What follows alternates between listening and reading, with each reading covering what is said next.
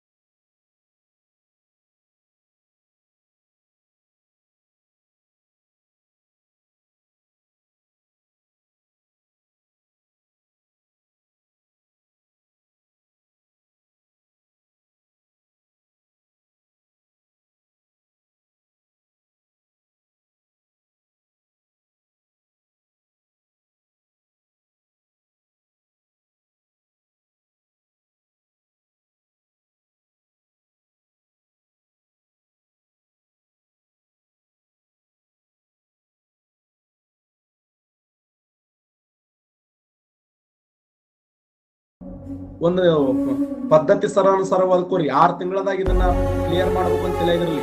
3 ತಿಂಗಳದಾಗ ಈ ಒಂದು ಎಕ್ಸಾಮ್ ಕ್ಲಿಯರ್ ಮಾಡ್ಬೇಕು. 4 ತಿಂಗಳದಾಗ ನನ್ನ ಲಾಸ್ಟ್ ಇದೆಯಪ್ಪ, ಇದು ಈ ಒಂದು ಕೊನೆ ಹಂತ ಇದೆ, ನಾ ಒಳ್ಳೆ ಇನ್ನೊಂದ್ಸರಿ ಎಕ್ಸಾಮ್ ಬರೆಯಂಗಿಲ್ಲ ಅಂತ ಮನಸ್ಥಿತಿಯಿಂದ ಹೋದ್ರಿ.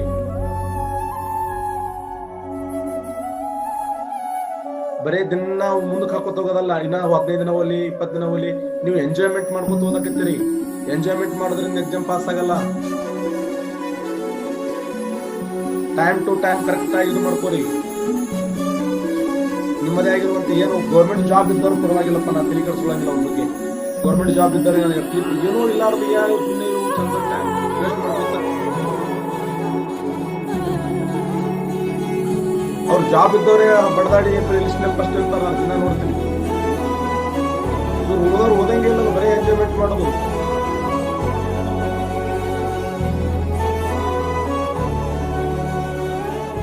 ಮತ್ತೆ ಏನ್ರ ನನಗೆ ಒಳ್ಳೆ ಸಮಾಧಾನ ಮಾಡೋದು, ಕೂಲ್ ದುಡ್ಡೆ ಏನೇನೋ ಹೇಳ್ತಾರ ಒಳಗೊಮ್ಮೆ.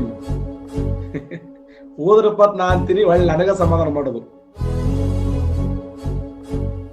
ನೀವು ಅನ್ಬೇಕು.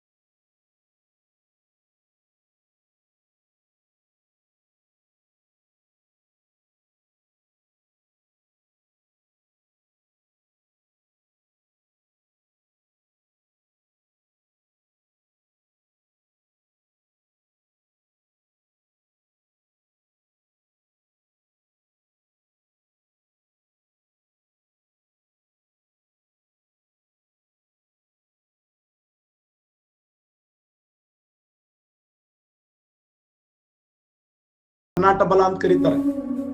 ಹೋದ್ರಪ್ಪ ಹಿಂಗ ಪರ್ಫೆಕ್ಟ್ ಆಗಿರಪ್ಪ ಅಂತ ನಾ ಅಂತೀನಿ. ಇನ್ನ ಸಾರಿಸೋದು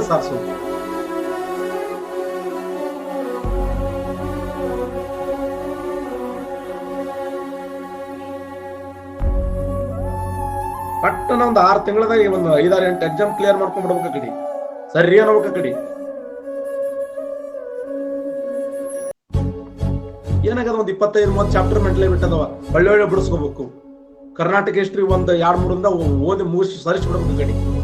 ಆಧುನಿಕ ಭಾರತ ಇತಿಹಾಸ ಒಂದು 5-6 ತಾಸನೆ ಮುಗಿಸ್ಕೊಂಡ್ಬಿಡ್ಬೇಕು. Old question